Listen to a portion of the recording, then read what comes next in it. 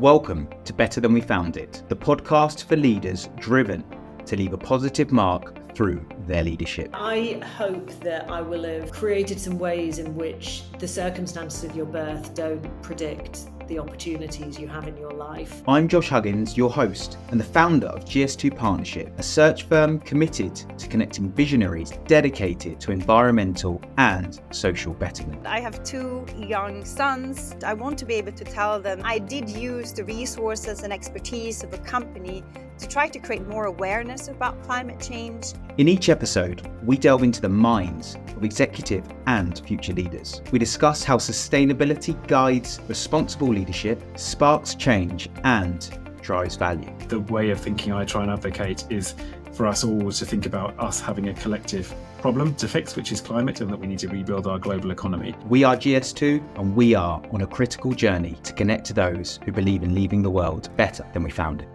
Hello and welcome back to Better Than We Found It. I'm your host Josh Huggins, and on today's show I've got a very special guest. Her name is Christine Ury.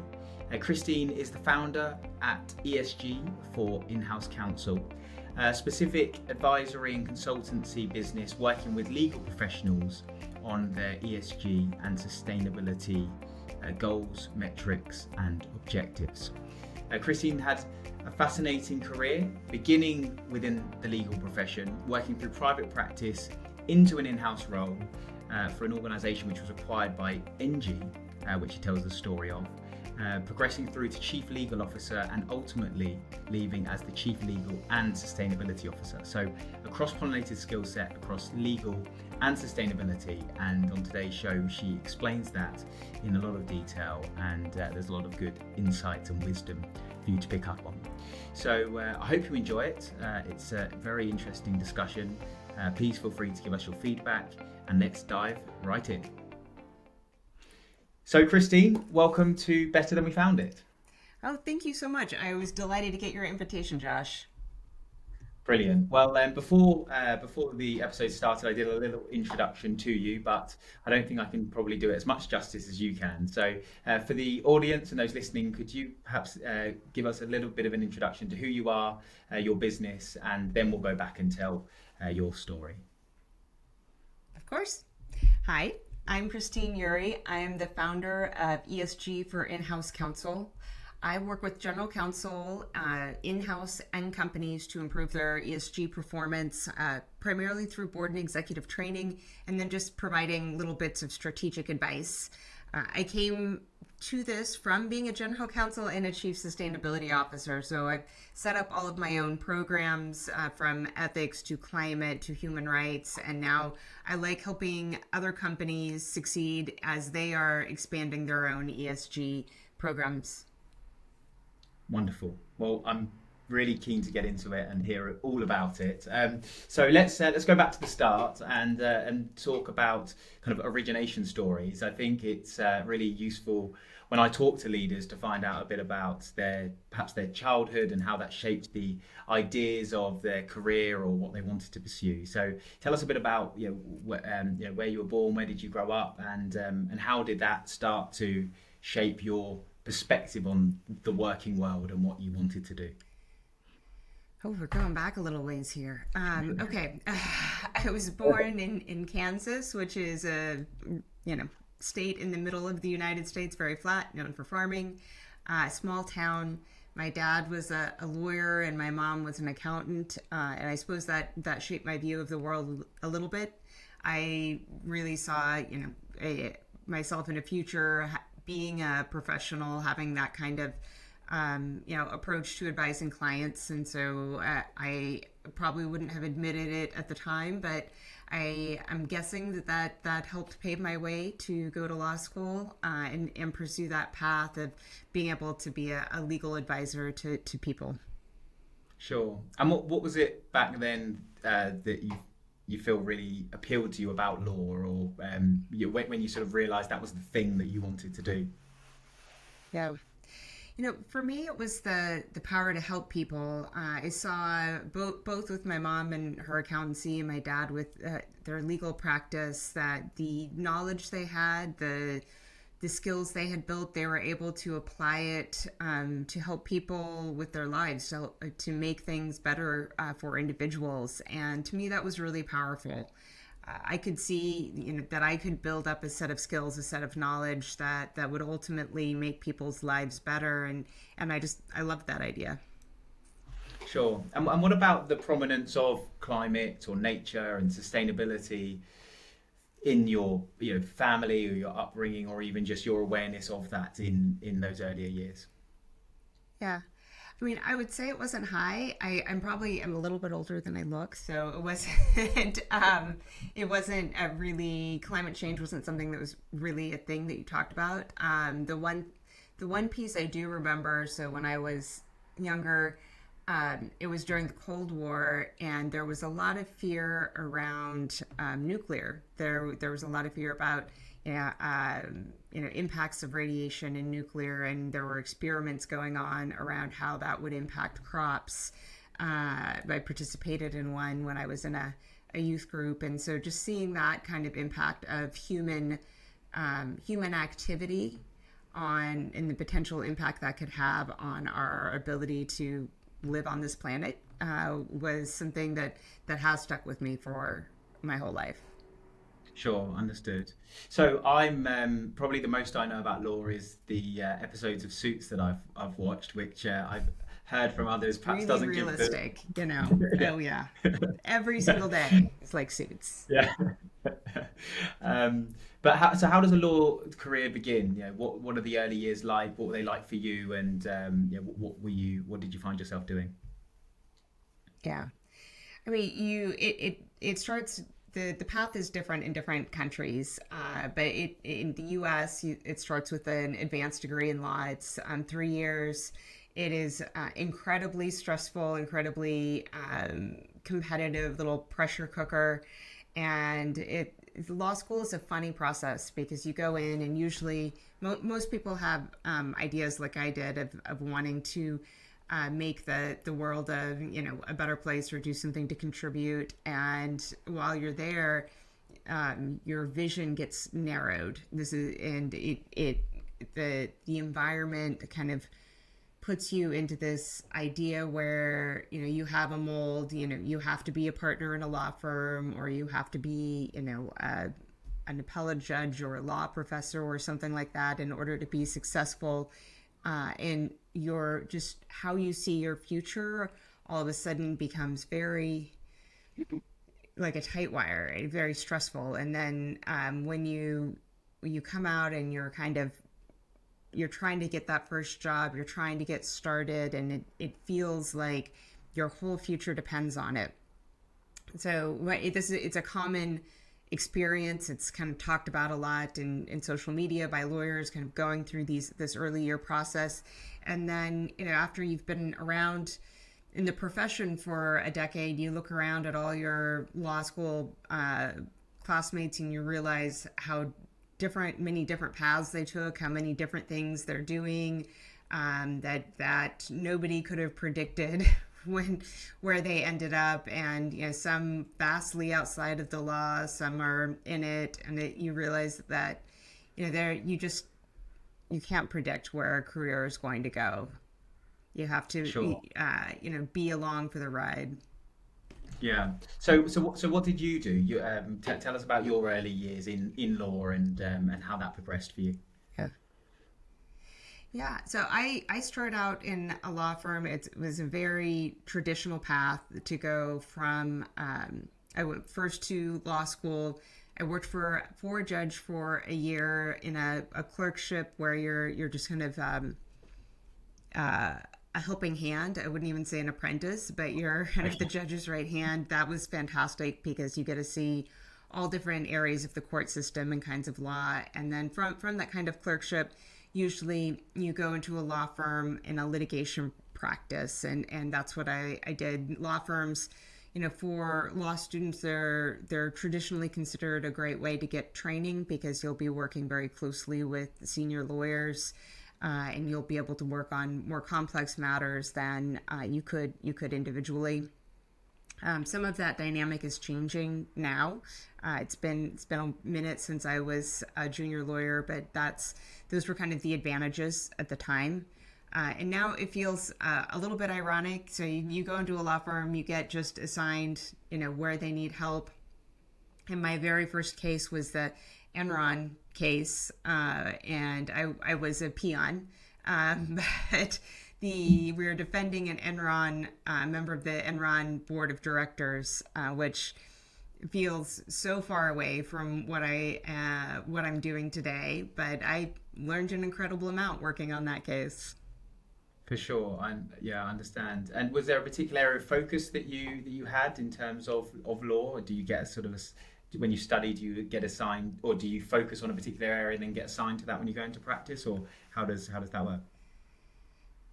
No, it's a little different than the UK system where you have your barristers and your solicitors. In the US, you just have one law degree that you get, and you can go in all kinds of different directions. Your bar license doesn't really limit what area you can practice in.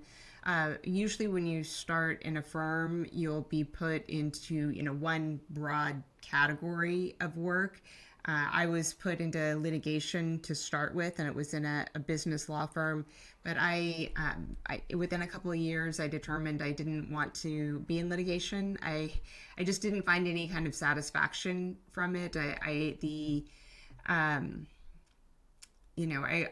wanted my clients to find a reasonable solution and compromise and move on with their lives, because it was emotionally just damaging and draining for people to be constantly in this agitated posture. But then I realized that if people were going to find a reasonable solution, it would have happened before litigation.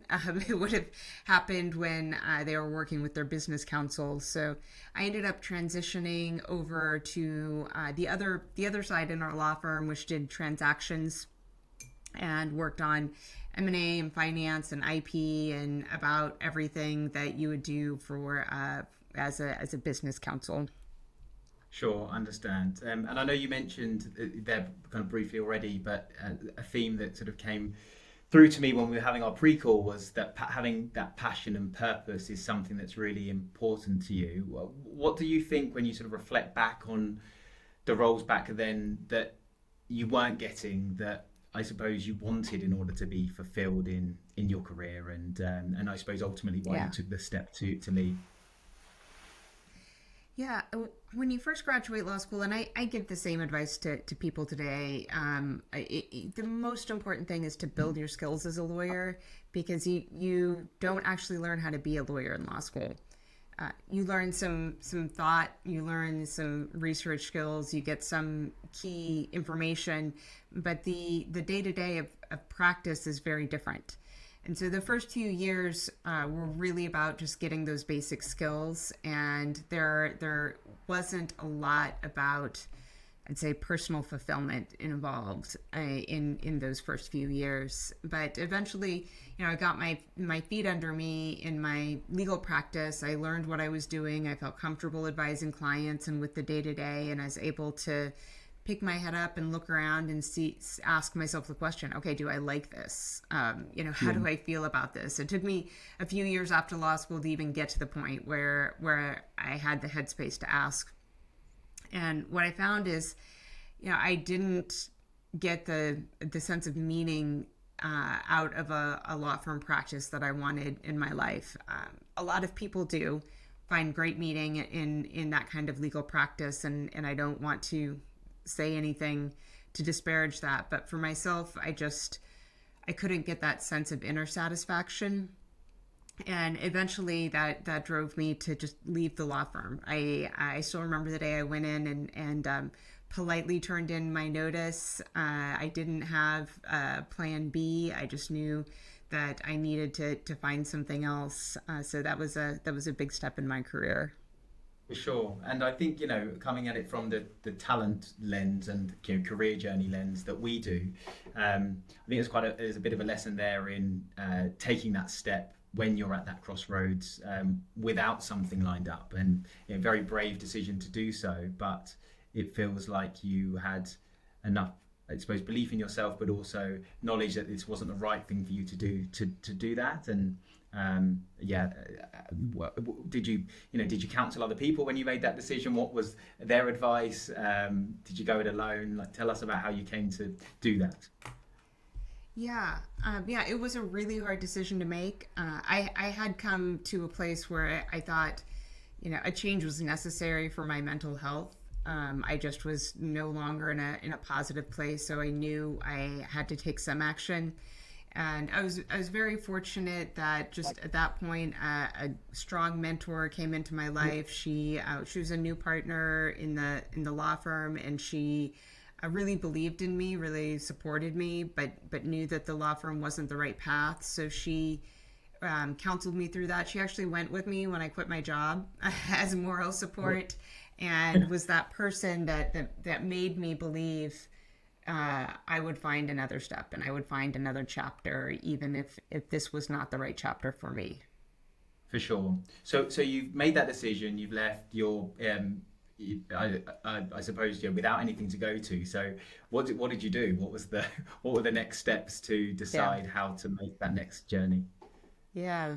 Well, I took a temporary job that was a disaster. So we all have things that don't work out. This was one of them. I had a client created a business development job for me at a tech company, and I went in, and then the client who was the CEO was terminated, and in the first 2 weeks, and it turned out that nobody knew why I was there.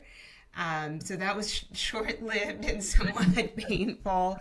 And after that, I just took a step way back and decided that I wanted to explore different options. Do I even want to be part of the legal practice at all? This was in 2012, so it was before we had all this nice video conferencing technology and humans got together in person.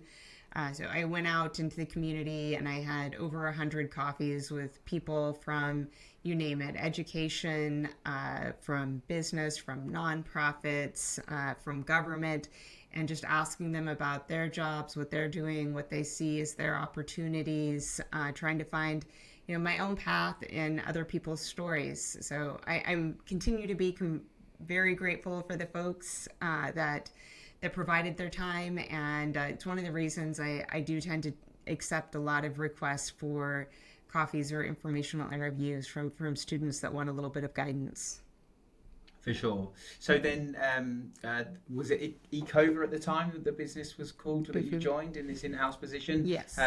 So tell us a bit about how that came about and what the role was, or the original remit of that role.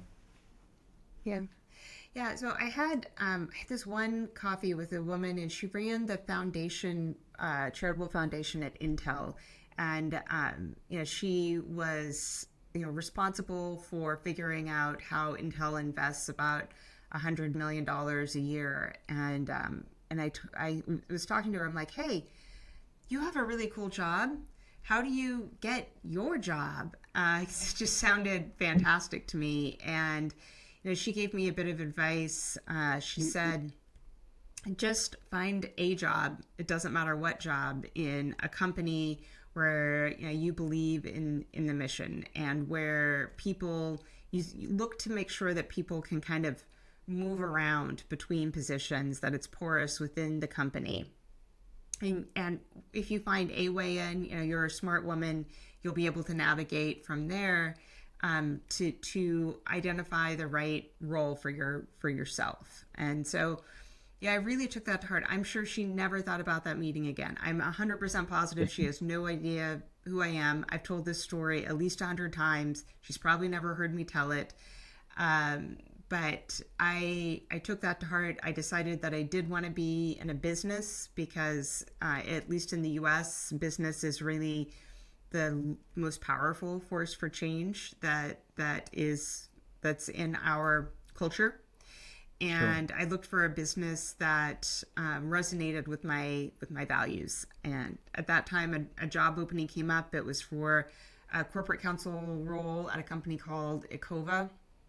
A corporate counsel role was something that would be my easiest into any company because that was, really the natural next step from being a law firm attorney. Sure. And Ecova advised Fortune 500 on how to reduce their energy usage and their carbon footprint using data that they collected. And I was like, oh, that's cool. I can get on board with that. That sounds like you were really doing something meaningful in the world. So I applied and I got the job, and I had continued to be with that company for 10 years. It was a really amazing journey. Fantastic. So prior to that investigation into the organisation and hearing what they did, what was your perspective around sort of sustainability, the environment, where we were on the journey at that stage? And I suppose, how did joining the organisation change that perspective in any way? Yeah. By that point, I was well aware of climate change. I'd spent, a lot of time when I was growing up outdoors. Particularly, I had a deep appreciation for nature and our natural environments, and I understood that they were under threat. So I knew that the mission was meaningful. That being able to make change and fight climate change would be a meaningful way to spend your life.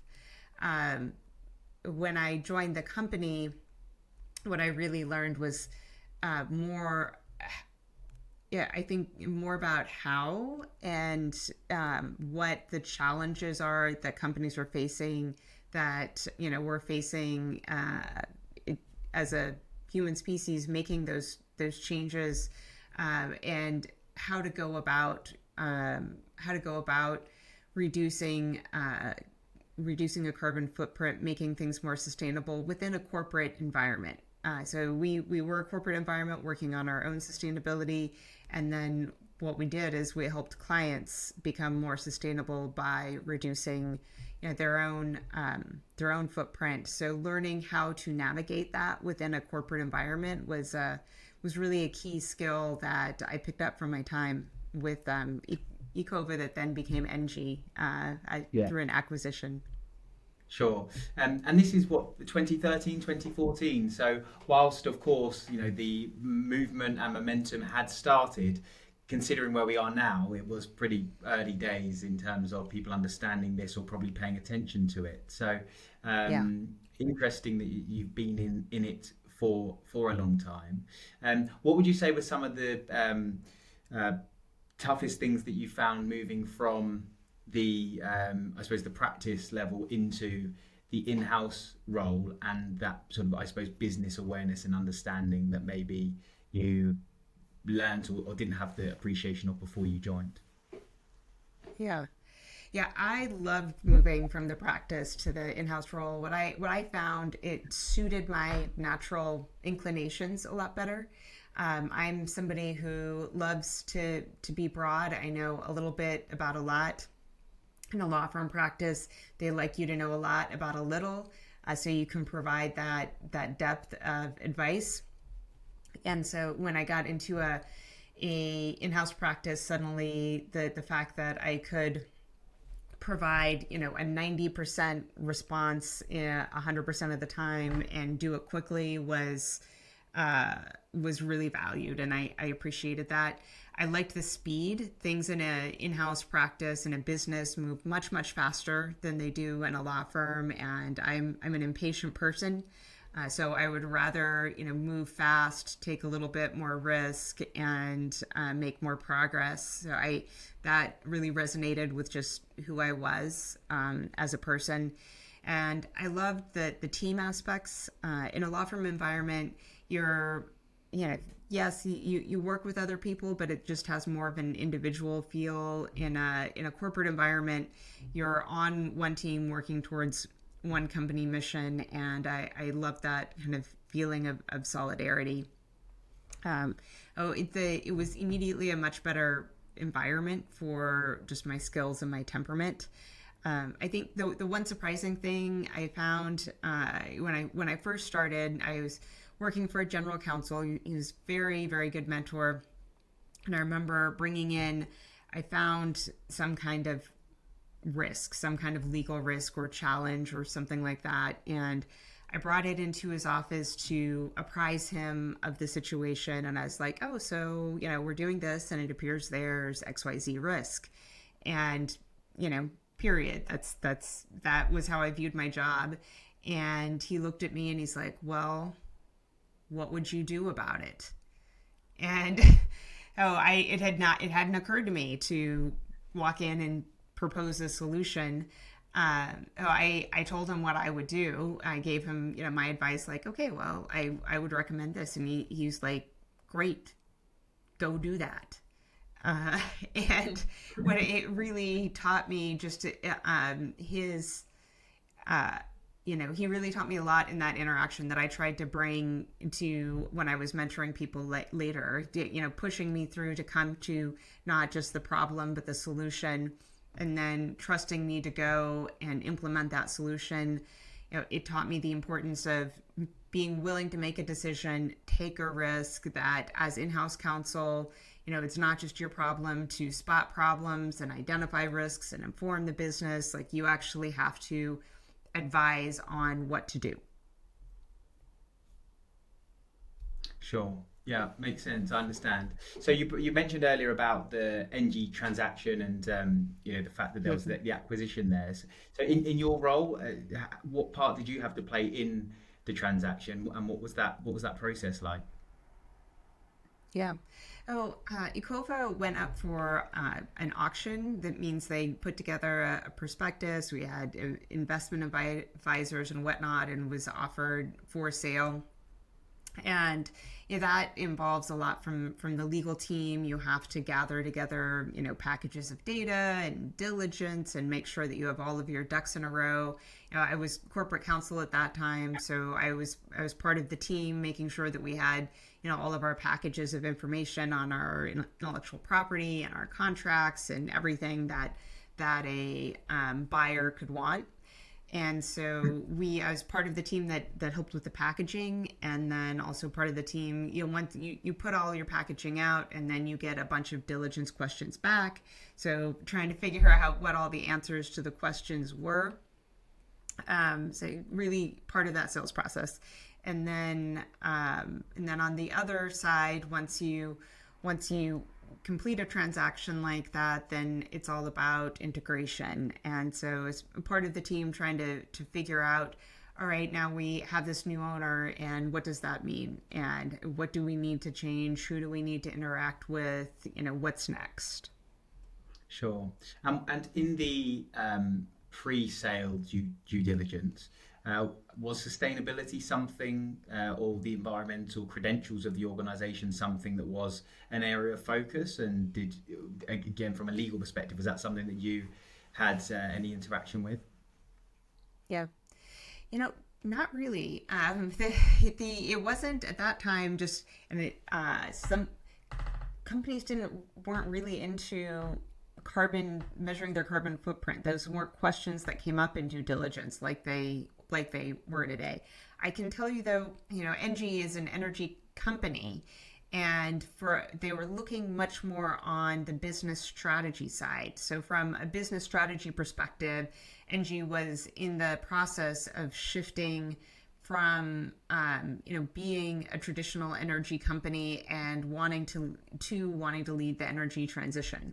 So like in 2015, for example, they sold off almost all of their coal producing energy. They've invested much more heavily in renewables. So for them, Ecova was a strategic acquisition, and the acquisition brought them a service arm that worked on decarbonization. So there wasn't really, questions about our individual footprint or our individual performance as a company. It was much more about our business strategy in sustainability and the services we were able to deliver to clients as a way to shift, help NG kind of shift its corporate direction. Sure, understand. And in that post-transaction period, obviously you've explained to me that your career continued to develop significantly into a more strategic position. So if we first start with the chief legal officer role, and the strategic needs that you, or the, I suppose the strategic responsibility that you had as part of the organisation there. Tell us a bit more about that step up, but also given that time, I suppose the time in the world, sustainability and being part of NG must have started to become more prominent. So could you talk to us a bit about that journey? Yeah. So it was a couple years after the acquisition. In 2016, the general counsel who hired me decided to leave the company, and he didn't tell me about it at the time, but he had hired me with the idea that he needed a successor in mind, and he wanted that to be me. He had positioned me for it. He had given me the assignments, he'd given me the visibility, introduced me to the people, really made that possible. So he's somebody I'm feel very indebted to personally for my career growth. And then when he left, he recommended to the CEO that she put me in his place, and I'm grateful still. I send her a thank you every once in a while that the CEO gave me that first step up. It's very often getting that first general counsel role is very the hardest step into that kind of leadership position. And so, at that time it was 2016, and when you're a new executive, it's interesting overnight, like literally as soon as the email goes out, your world changes. I remember, going downstairs after the announcement set up that I was taking that role, and I was meeting with some coworkers that I had worked with, my whole time, that were peers, and we're having a drink. And then all of a sudden some question came up around, the direction of the company, and everybody looked at me like I knew what was happening. And I was like, and I had no idea, I hadn't even been to an executive team meeting yet. So it was just this big shift. So the first couple, years is really just learning how to be that company leader, thinking about the strategy, thinking about the business in a way where you're outside your department, you're outside your legal hat, and learning both how to think across the company and then how to lead across the company was the first bits. And in 2016, yes, sustainability had gotten a bit more momentum, but I didn't really see a change until 2019. And I had a moment, in terms of the external. When did sustainability become a big deal? I had a moment as a Climate Week in 2019 when all of a sudden it felt like there was just a seismic shift. So it was a few more years in my career before I really felt like the issue came to the forefront. Sure. So then tell us a bit about how that then came to be part of your role and remit. I know you mentioned that your CEO was a strong advocate on elevating sustainability, but how did that come to be your role and remit, and tell us a bit about the impact that had across the organisation? Yeah. Oh, I had been involved in our internal sustainability from the very beginning. So in 2013, I had an opportunity to get involved with a group of our middle managers who were helping advise our CSR leader at that time on our internal strategy. So we were helping figure out, what our company would prioritize in terms of environmental and social activities. And I had been a part of the program in one way or another ever since that point. When I took on, I was a chief legal officer, then I took over HR for a while as well. And at that point, corporate sustainability came under my remit, my umbrella. So I was leading that program, and we were focusing on, of course, measuring our carbon footprint, engaging our employees, doing volunteer work, all of these kinds of things. And then in 2019, things began to really change globally. Companies were coming out and making much bolder commitments to carbon reduction and to their environmental footprint. I started seeing a lot of investors and insurers become very vocal about what their expectations were and what their requirements were for sustainability and making those commitments. And we were, from a business perspective, we were also,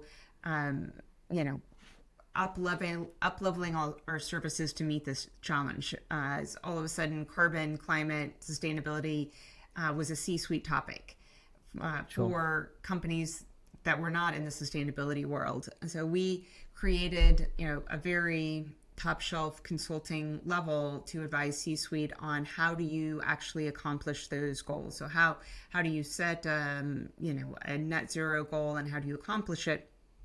And so at that time, the CEO wanted to raise the level of visibility and the kind of influence of our own internal sustainability program to align with what we're advising our clients.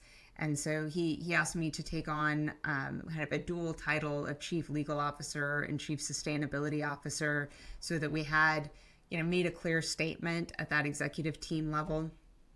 So I was happy to do that. And, in that capacity, I really had a legal team and then a separate sustainability team. I do think I found some really nice and creative ways to help them support each other. But it was very much kind of a two different functions combined together and under my portfolio.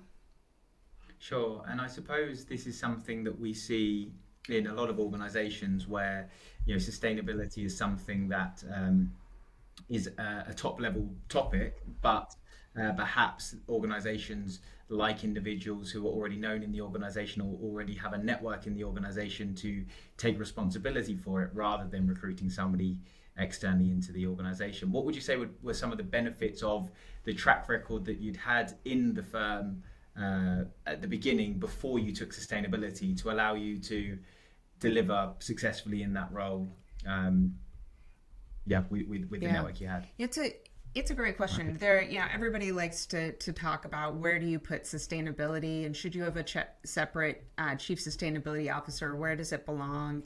And I think that there are a lot of different structures that can work. I always say there's one that don't, let's get sustainability out of marketing. Sorry, marketing professionals, but that from a legal perspective, it creates all kinds of greenwashing issues. But to your point, there is an advantage in having someone who's been with the company a while take on leadership on sustainability. So if you, at that point, had been in the company, I want to say 7 or 8 years, and I'd been in an executive position for 3 years. So I had a very broad network. I knew how not just my, part of the company, but NG Group writ large worked. I knew how to operationalize things. I had a very strong reputation among my peers, and so I had the ability to influence. And what you need when you're doing sustainability is really that influence, because inevitably, your sustainability team is going to be small. It's a supporting organization, and what you have to do is influence the entire rest of the company to change their behaviors and practices. You do that really through leveraging those relationships. You need to be able to put together a good business case. You need to be able to speak to each department, each head in the language they understand. So talking about, when you're talking to finance, talk about how you can increase revenues or save costs or, impact those numbers. When you're talking to your sales leader, you need to be discussing what the client perception is. When you're talking to your HR leader, you have to be talking about, talent and how talent views sustainability. But you have to have all of those relationships in place and the ability to influence across them. So when you take somebody who has that kind of network already existing, they can use that network to accelerate through that. Now, the flip side is, I'd been in a sustainability company for a long time. I'd been a part of the sustainability program. I don't have a PhD in climate science. Yeah, I'm not going to be the most technical expert that you can find. And so really, I needed to up level and upskill in that technical area. What I did is I hired a fantastic deputy who knew the area backwards and forwards and was very happy to both run the day-to-day and get me up to speed. And then, I as the luckiest chief sustainability officer in the world, because I also had access to the world's top experts that were doing work for our clients. So I leveraged the heck out of that. I could call people from across the company and ask challenging questions, get their help on projects. But really, having access to that kind of talent was amazing. For sure, yeah, understand. And when you sort of talk about that talent network, I suppose there's also a regional feel to it, because in Europe, of course, sustainability and ESG is something that's perhaps a bit more understood, or at least definitely accepted from a kind of a standpoint, whereas we know in the US it's it can be a polarizing and very political subject matter. How did you find that as a challenge in thinking about a US, part of your US centric organization, but also the global business and the different nuances that were needed to actually deliver for your clients that might have different viewpoints and also internal staff? Yep. Well, NG Group is headquartered in Paris. So we did have a lot of European roots, and actually the division that I worked for had had teams in US. Our largest sustainability advisory team was in Europe. We had folks in UK, and we also had folks in Singapore, Australia. So it was a very global organization. But definitely, I agree that there are extremely different approaches and sensibilities across all of those regions. I see it a lot now in my business. I advise clients in the US, in Europe. I have a client in Africa, in one in the South Pacific, and it's every area approaches. That is at a different point in their development for sustainability. It's true in the US when I work with executives more often than I would like. They're asking like, hey, do we actually have to do this? Oh, hey, are you serious on that? I think they haven't quite. There are a lot of companies, to be fair, in the U.S. that are taking sustainability very seriously, and they are reporting and they're taking actions voluntarily. But in kind of the middle market, it's still it's still not completely ingrained. In Europe, with the introduction of the new European regulations, your companies just know that they have to get ready for it. They have to be able to report. They have to show progress. And so the conversation's a lot more about how than about whether. For sure, understand. So let's move on to present day then, and the ESG for In-house Counsel. Where did this idea come from, and I suppose how did you make that a reality? Because we've already seen in your career you've taken the bold step to leave a role without one, and here you're creating a business opportunity, probably one that wasn't existing 4 or 5 years ago. So yeah, tell us a bit about the journey and how you made it a reality. Yeah. Well, I had about 3 years ago, I had this idea. I wanted to start giving back in a different way. I was thinking, back to my parents were discussing them at the beginning and how they impacted individuals and could see kind of that ripple effect. And I had this big corporate career, but I wasn't feeling that individual impact that I wanted.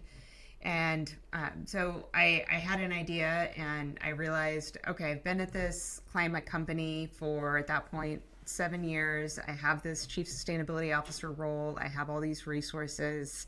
And what I'm was seeing is that a lot of legal officers, a lot of general counsel were all of a sudden being put in charge of ESG or sustainability, or realizing that their company needed to take some different steps, but they didn't know what to do. They, didn't have all the resources I had. They hadn't been really in the sustainability industry. You certainly don't learn this in law school. And so I thought, okay, why don't I just start sharing some of this knowledge that I built up? And I started sharing it on LinkedIn. I publish posts and articles, and now I'm doing little videos of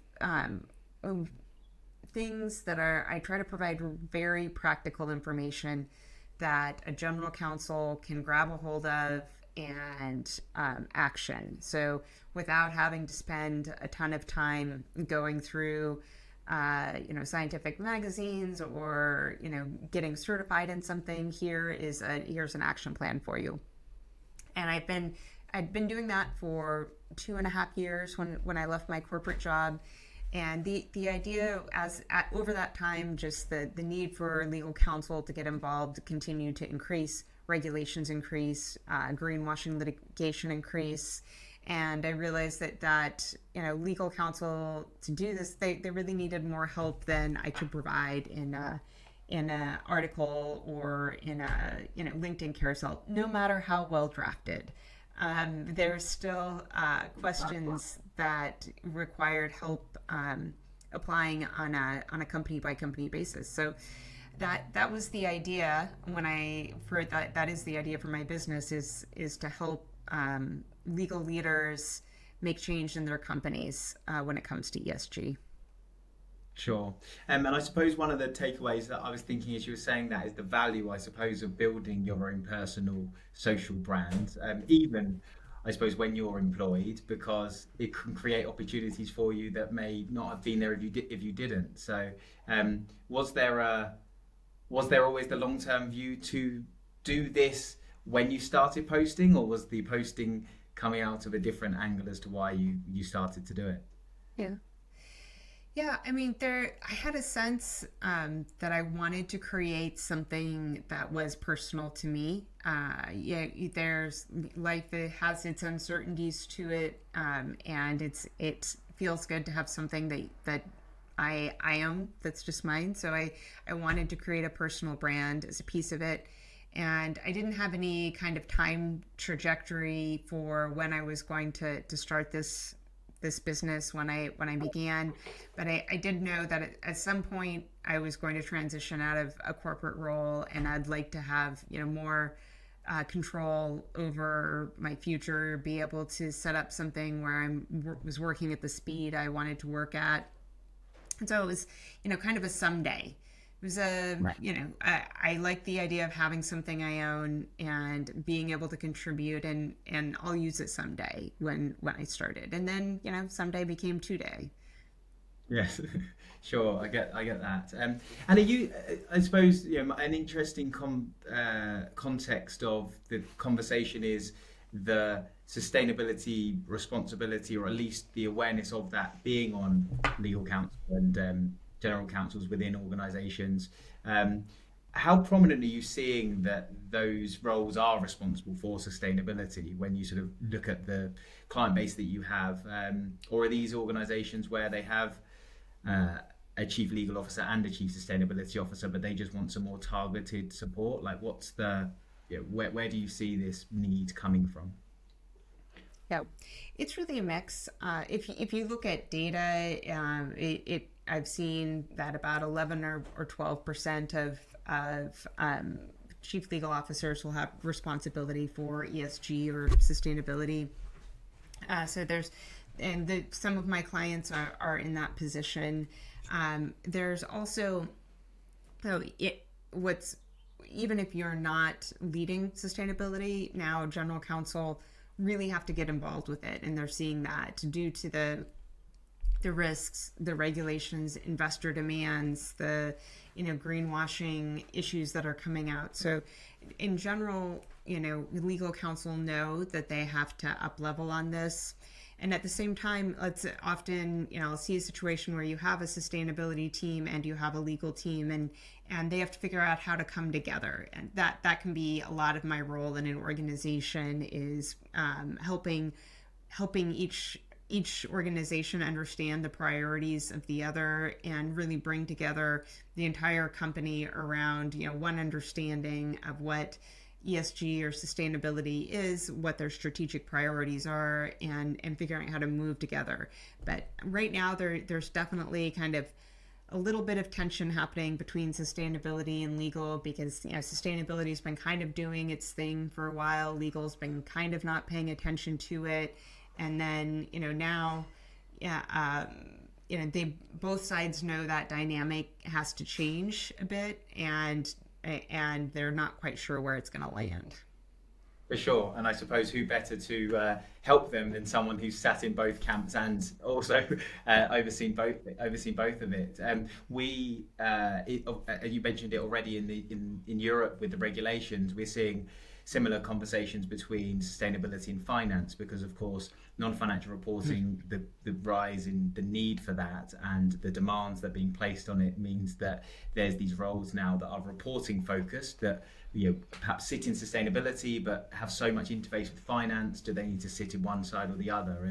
And as from a GS2 perspective, as an organization, we're being pulled in to recruit a lot more now for legal officers and as chief financial officers, as well as the chief sustainability officer, for these sort of blended roles that again didn't exist 2 or 3 years ago but are now gaining more prominence. And I think that cross-pollinated skill set that people need to have now is something that actually should be on people's minds and awareness, because they're gaining a lot more prominence. Yeah, absolutely. Finance can be, if you're not going to have a chief sustainability officer, putting sustainability in finance can make a lot of sense because of the reporting. And one of the things that I always try to inspire legal professionals to do, but the same would be true for financial professionals, is just learn the building blocks of particularly climate right now. I think that's the big focus. I do believe we're going to be shifting once people kind of get through this climate phase into nature and biodiversity, but I try not to kind of overwhelm folks too much. To be a successful leader and exist in these functions today, you have to have, some of the vocabulary and understand some of the concepts. Just like as a lawyer, if you're in a business, you need to understand some of the accounting concepts, whether your organization reports under IFRS or GAAP and what that means and how to read a financial statement. You need to be able to pick up your organization's, carbon footprint and have some understanding of what that means and be able to tell whether it's, correct, or if you need to ask some questions. And that requires basic terminology understanding, concepts understanding. So I try to sell that idea and then wedge in okay, let's talk about what scope 1, 2, and 3 means and how these things apply. For sure. And I think the point that you're raising here, which we see a lot of, is this fact that organizations understand that sustainability is gaining prominence. Some may not, though, be in a position to or want to recruit for that chief sustainability officer role. But what that means, therefore, is every other functional leader, or especially at the executive level, has to have this level of understanding of sustainability that is crucial to the ongoing development of the organization. And when you look at it from a legal perspective or a finance perspective, sometimes it can be regulatory driven, which is, of course, a part of sustainability. But it also is quite exciting to me when it's in other areas where you're thinking more about this value creation as well, and thinking about sustainability as a driver of development of an organization, not just complying. Almost compliance should be the minimum. Really what we should be pushing for is the value that can come from this. So I agree with that, and I think thinking about people transitioning to this, or even just taking more responsibility, those building blocks of education is something that is so crucial. So a couple of final questions then. what's on the roadmap for you this year then in terms of the business? What are the some of the goals, the objectives? What are you hoping to achieve this year? Yeah. Oh, I'm really working to, I want to work with, I'm calling it 10 companies, and specifically with their executive teams and their boards to create that cross-functional understanding of what sustainability is, why it matters to their company, what are the drivers that are in the market today, and how to strategically move their company forward. So I think that leaders, even if you have a CSO, the CSO is going to tell you that they spend more time educating than doing any other piece of work. And sometimes, having an external person come in and help with that load, help with the education, bring an external perspective is really helpful. I know this from, my time as an executive. I've done it. I've brought in different voices to add to the conversation, and it can accelerate the change within a company.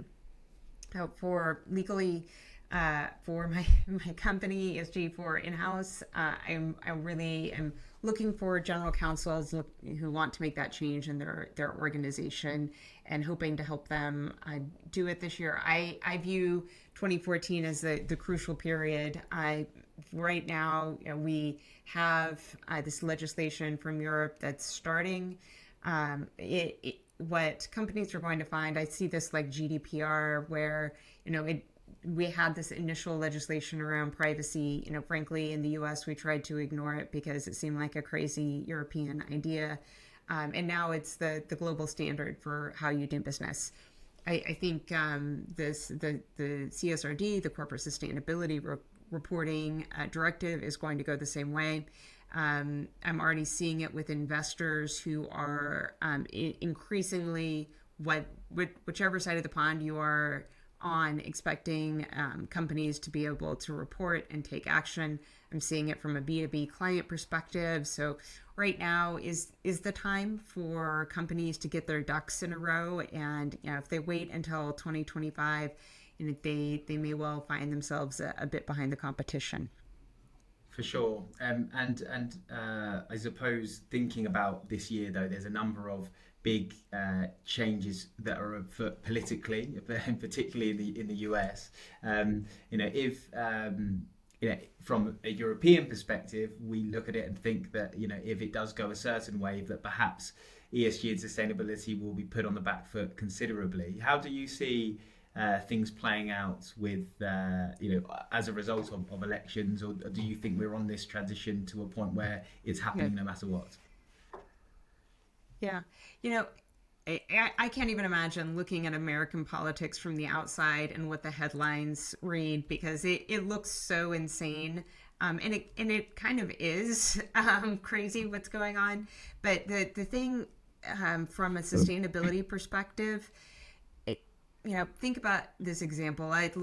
When Donald Trump was elected, he pulled out of the Paris Agreement, and within a month, 100 major corporations in the U.S. had started a movement called "We're Still In," and those companies, because they were so appalled at what was happening in the pullout at the U.S. governmental level, said, "No, that's not how this is going to go.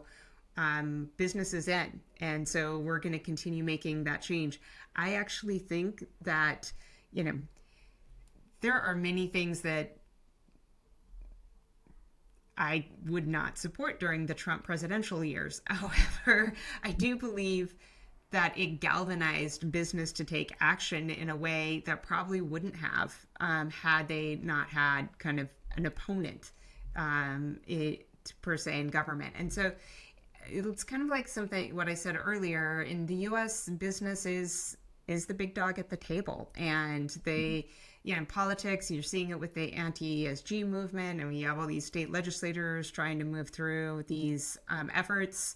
The legislation isn't going anywhere, and most companies are, doing some copy and paste to change the words in their sustainability plans, but they're moving forward because they know they have to, from an investor standpoint, from a client standpoint, from a business survival standpoint.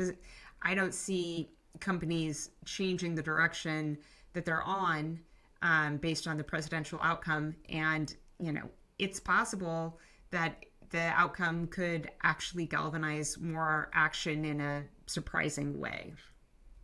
Well, I like your optimism, and I'm gonna keep that as well from my side. So hopefully that rings true.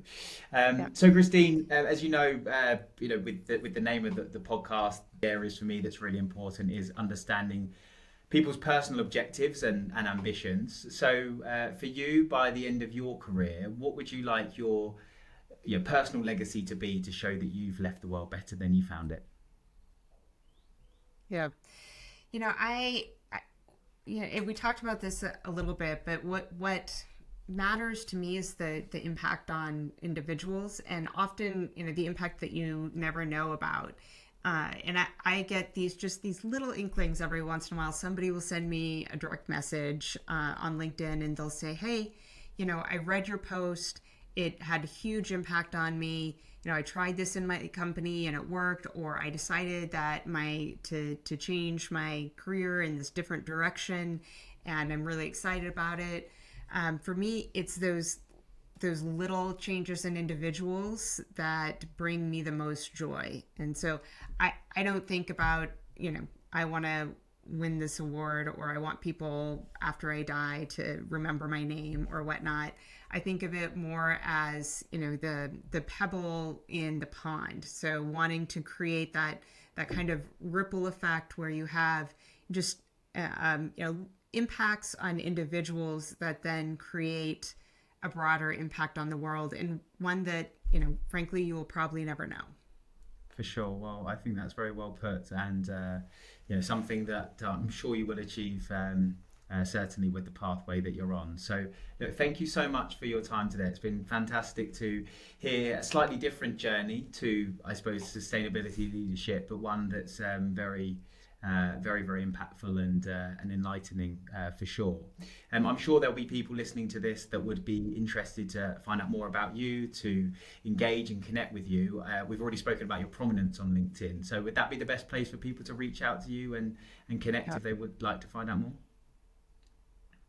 You can connect with me on LinkedIn, or you can go to my website, christineury.com. I share a monthly newsletter with practical tips in addition to, what I post everywhere else. Or you can just email me, christine@christineury.com. So I try to make everything really really easy to remember, but happy you can, send me a direct message, send me an email, click on contact me on my website. I should be very easy to find, and I always like hearing from folks. Brilliant. Well, look, thank you so much for your time. It's been wonderful to talk to you today and to get your insight. And I look forward to hearing how it continues across 2024. So, thank you again, and look forward to catching up with you soon. Thank you for joining us on this episode of Better Than We Found It. I hope you have found value from this to support your own purpose-led journey. This episode was brought to you by GS2 Partnership, my organisation focused on providing talent solutions for sustainably focused organisations. We are driven by our purpose of connecting the people who believe in leaving the world better than we found it. If you are looking for a partner to support you with your hiring plans, or you are looking for your own career next steps, please reach out to us or personally drop me a message on LinkedIn. It's great to hear from listeners to the podcast, and I'd welcome the opportunity to talk to you. Thank you very much, and stay tuned for our next episode.